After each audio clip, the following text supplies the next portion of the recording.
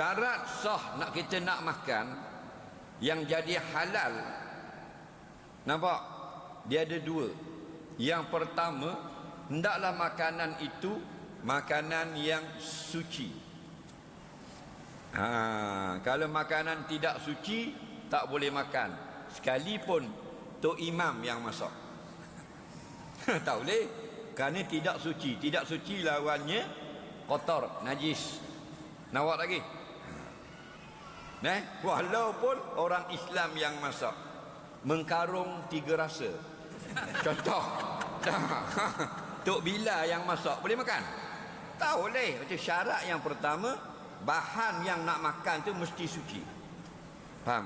Maknanya kalau benda yang wajib disembelih, mesti sah sembelihannya. Okey. Yang kedua pula, alat yang digunakan untuk memasak mesti bersih. Sahabat Nabi radhiyallahu an, dia jumpa Nabi, dia nak tanya masalah. Kerana dia ni kerjanya belayar, selalu singgah di negara orang kafir, orang bukan Islam. Jadi dia nak tanyalah, bila berada di duduk di negara orang bukan Islam, boleh makan tak di kedai-kedai dia?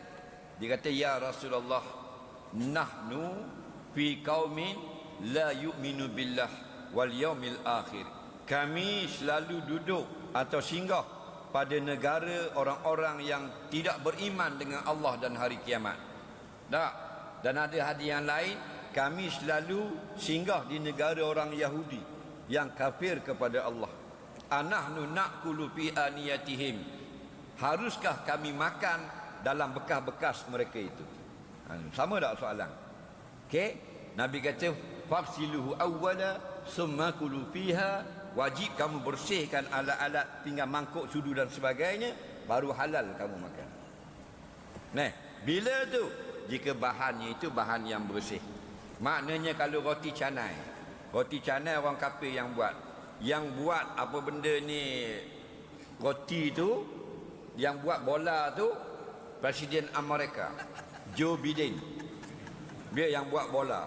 Ambil tepung, campur air, letak garam, buat bulat. Ada tak benda-benda haram? Tak ada. Bila siap jadi bola, kita ada roti canai satu, yang tebal dia Presiden Rusia, Putin botol susu.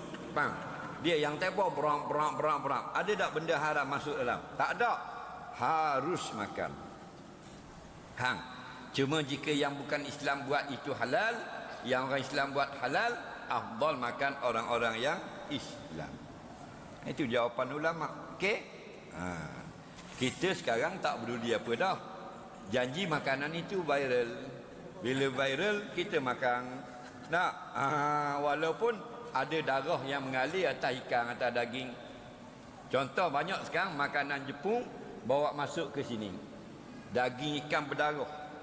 Daging berdarah. Ikan tu ada darah atas daging. Nak? Atas badan ikan masih berdarah. Tidak dibasuh. Kerana nak dapatkan kemanisan darah itu. Makan haram. Allah kata audaman masfuha, termasuk yang haram daging yang masih ada darah yang mengalir di luar dagingnya itu. Kamu tidak basuh. Sebab tu bila dah besar, selalu duk makan haram, besar lawan ulama. Nampak? Kutuk tok-tok guru, marah orang berselawat. Mana?